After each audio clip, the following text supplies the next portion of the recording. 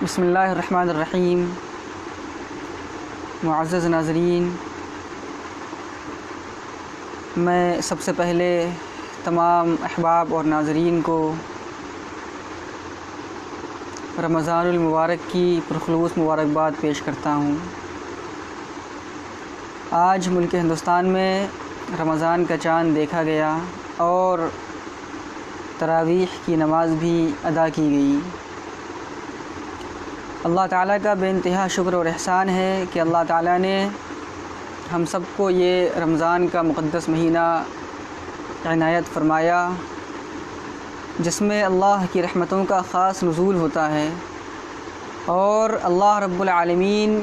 کی بے پایا رحمت بندوں پر نازل ہوتی ہے۔ اللہ تعالیٰ بندوں کے دعاؤں کو قبول فرماتے ہیں اور بندوں کے گناہوں کو معاف فرماتے ہیں۔ لیکن شاید ہی قدیم تاریخ میں ایسا موقع آیا ہوگا کہ رمضان المبارک کے ماحول میں آج جو فضا قائم ہے، جس طریقے سے مساجدیں عمومی طور پر بند ہیں، جس طریقے سے لوگ گھروں کے اندر موجود ہیں اور ایک لاک ڈاؤن جو نافذ کر دیا گیا ہے ایک وبائی مرض کی وجہ سے، تو یہ ایک غیر معمولی حالت ہے جو پچھلے شاید ہی بہت سالوں میں یا پھر شاید تاریخ میں ایسا ہوا ہوگا کہ کسی وبائی مرض کی وجہ سے مساجد میں آئے ہوں گے۔ تو یہ ہمارے لیے اور تمام انسانوں کے لیے ایک المیہ ہے کہ باقاعدہ طور پہ وہ مسجد میں نماز ادا نہیں کر پا رہے ہیں اور تراویح کی نماز عمومی طور پہ ادا نہیں کی جا رہی ہے، لیکن پھر بھی اس مہینے کا ہمیں احترام کرنا ہے اور اس مہینے کے فیوز و برکات ہمیں حاصل کرنے ہیں۔ جب ہم اپنے اعمال کا جائزہ لیتے ہیں تو یہ معلوم ہوتا ہے کہ بلا شبہ انسانوں کے اعمال اتنے بدتر ہو چکے ہیں اور خود مسلمان اتنے برے اعمال کر رہا ہے، گناہوں کی اتنی کثرت ہو چکی ہے کہ اگر ہم ان عذاب کے مستحق ہیں تو بجا مستحق ہیں کہ ہم نے اپنے جہنم میں جانے کے کون سے اسباب تیار نہیں کر لیے ہیں۔ قوم مسلم کے گھرانوں میں اور پوری دنیا کے اندر جو فحاشی عریانیت اور گناہوں کا سیلاب چل رہا ہے، ایسے حالات میں اللہ تعالیٰ نے ہمیں زندہ ہی رکھا ہے، یہ بہت بڑی غنیمت ہے اور اللہ رب العالمین کا حقیقی انعام ہے۔ لہٰذا یہ جو موقع اللہ تعالیٰ نے ہمیں عنایت فرمایا ہے، ہمیں اس رمضان کے مہینے میں اللہ تعالیٰ کی طرف رجوع کرنا ہے، اللہ سے توبہ کرنا ہے۔ یہ انابت کا وقت ہے، رجوع کا وقت ہے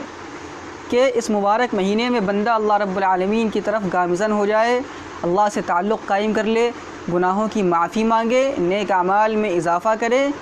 اور ہر وہ کام کرے جس سے اللہ تعالیٰ راضی ہوتے ہوں اور ہر اس کام سے بچے جس سے اللہ تعالیٰ ناراض ہوتے ہوں۔ آج ہم پوری دنیا کے حالات کا جائزہ لیتے ہیں تو یہی چیز سمجھ میں آتی ہے کہ پوری دنیا کو اس وقت کرونا وائرس نے گھیر رکھا ہے اور کیا ترقی یافتہ ممالک اور کیا ترقی پذیر ملک سبھی اس قدر شکنجے میں جکڑے ہوئے ہیں کہ وہ ممالک جنہیں اپنی ٹیکنالوجی پر ناز تھا، جنہیں اپنی ترقی پر ناز تھا، جو سپر پاور کہلایا کرتے تھے، جو مسلمانوں کو گری ہوئی نگاہ سے دیکھا کرتے تھے، آج ان کی حالت یہ ہے کہ وہ اپنے ملک کے اندر لاشوں کا ڈھیر لگائے ہوئے ہیں اور اللہ رب العالمین نے وہ حالت پیدا کر دی ہے کہ لوگ مجبور ہو چکے ہیں، بے بس ہو چکے ہیں۔ ہمارا ملک ہندوستان ابھی غنیمت ہے کہ یہاں اس طرح کے حالات پیدا نہیں ہوئے جیسا یورپ اور امریکہ نے دیکھا ہے، اور ہم دعا کرتے ہیں کہ ہمارے ملک میں ایسے حالات پیدا نہ ہوں، اللہ رب العالمین اس وبا کو دور فرما دے اپنے فضل و کرم سے۔ تو ہمیں رمضان کے مہینے میں خصوصاً گناہوں سے بچنا ہے۔ روزہ جو اس مہینے میں فرض ہے، اللہ رب العالمین نے قرآن کریم میں ارشاد فرمایا ہے کہ روزہ ایمان والوں پر فرض کیا گیا ہے۔ روزہ کیا ہے؟ اس کی حقیقت کیا ہے؟ روزہ صرف بھوکے رہنے کا نام نہیں ہے، پیاسے رہنے کا نام نہیں ہے۔ اللہ کے احکام پر عمل کرنا، ایک شاعر ہے وہ شعر کہتا ہے کہ اللہ کے احکام کی تعمیل ہے لازم، اللہ کے احکام کی تعمیل ہے لازم، یہ فاقہ کشی مقصد رمضان نہیں ہے۔ محض بھوکا رہنا، پیاسا رہنا اور فاقہ کشو جیسی حالت پیدا کرنا یہ رمضان کا مقصد نہیں ہے۔ رمضان کا مقصد یہ ہے کہ انسان اپنی زندگی کو سنوار لے، گناہوں سے توبہ کر لے، ایک نئی زندگی شروع کرے۔ مجدد الفسانی شیخ احمد سرہندی رحمۃ اللہ علیہ نے فرمایا کہ رمضان کا مہینہ یہ سال کا قلب ہے۔ جس طریقے سے انسان کا دل اگر بیمار ہو جائے تو انسان کسی کام کا نہیں رہتا، چاہے وہ جسمانی اعتبار سے بیمار ہو جائے، چاہے روحانی اعتبار سے بیمار ہو جائے۔ روحانی اعتبار سے اگر بیمار ہو گیا تو اس دل کے اندر بغض ہوتا ہے، نفرتیں ہوتی ہیں، عزائم ہوتے ہیں، منصوبے ہوتے ہیں، نفرتیں ہوتی ہیں، ایک دوسرے کے خلاف سازشیں ہوتی ہیں۔ اور جسمانی اعتبار سے اگر بیمار ہو جائے تو کبھی یہ بلڈ کی سپلائی روک دیتا ہے، کبھی ہارٹ اٹیک ہو جاتا ہے۔ تو قلب اگر روحانی اعتبار سے بیمار ہو جائے یا جسمانی اعتبار سے، بہرحال یہ انسانی جسم کے لیے نقصان دہ ہے۔ اسی طریقے سے رمضان کا مہینہ یہ پورے سال کا قلب ہے۔ اگر ہم نے رمضان کے مہینے کو اللہ کو راضی کرتے ہوئے گزار لیا، گناہوں سے بچتے ہوئے گزار لیا، تو سمجھیے کہ پورا سال جو ہے اللہ رب العالمین ہمیں اسی روش پر چلنے کی توفیق دے گا۔ مگر ہم نے خود تغافل اور تساہل کی بنا پر اگر رمضان کے مقدس مہینے میں بھی گناہوں کو نہیں چھوڑا، نیک اعمال نہیں کیے، تو پھر حالات کیا ہیں آج آپ سب دیکھ رہے ہیں اور ہم بھی اس کا نظارہ کر رہے ہیں۔ اس لیے ہمیں اور آپ کو اس موقع کو غنیمت سمجھنا ہے کہ اللہ رب العالمین نے ہمیں رمضان جیسا مقدس مہینہ عنایت فرمایا۔ بلا شبہ نبی علیہ الصلاۃ والسلام خود اس مہینے کا انتظار کیا کرتے تھے۔ حضرات صحابہ کے نزدیک اس ماہ کی کتنی قدر تھی، خود نبی علیہ الصلاۃ والسلام دعا فرمایا کرتے تھے کہ اللہ مجھے رمضان کے مہینے تک پہنچا دے۔ اور اللہ تعالیٰ نے جو انعامات، جو وعدے اس ماہ مبارک کے تعلق سے اور روزے داروں کے تعلق سے کیے ہیں وہ غیر معمولی ہیں۔ جنت ہی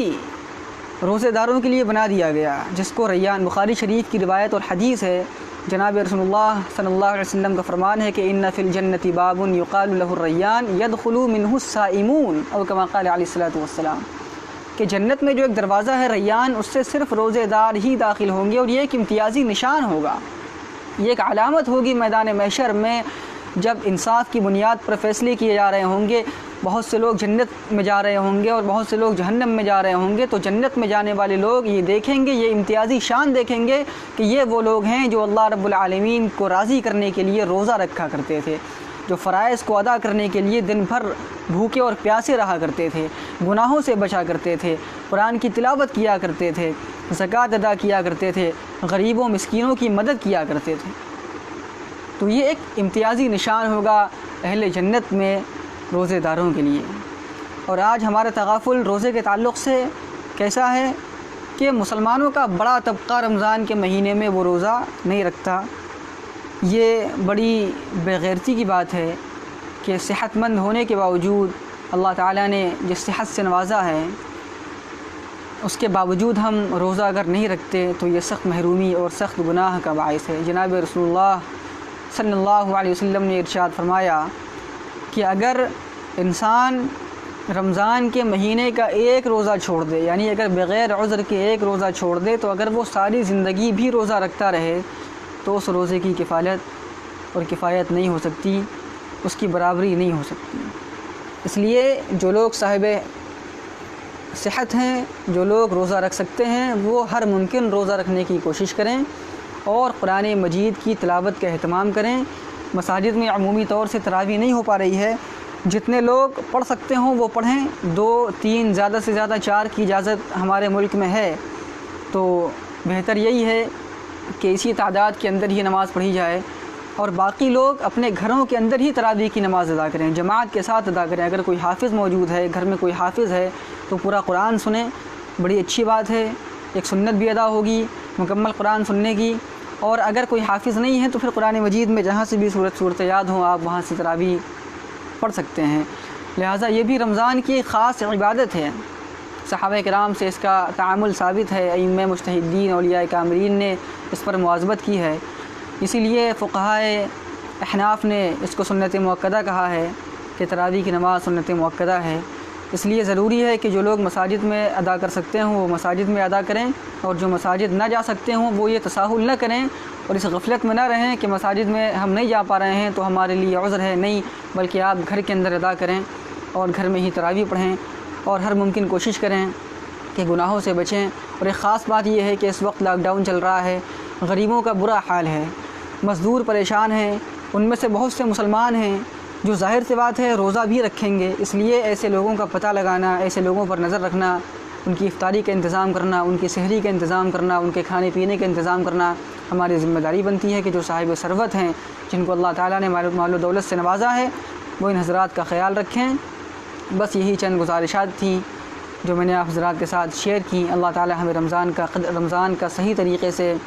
اس کا احترام کرنے کی توفیق دے اور گناہوں سے بچنے کی توفیق دے، اور ہم دعا کرتے ہیں کہ اللہ تعالیٰ پوری دنیا سے اس رمضان کے مہینے میں کرونا وائرس نامی وبا کو ختم کر دے، تاکہ پوری دنیا کے اندر معمول کے حالات پیدا ہوں اور اللہ تعالیٰ پوری دنیا کے انسانوں کو حق پر چلنے کی توفیق نصیب فرمائے،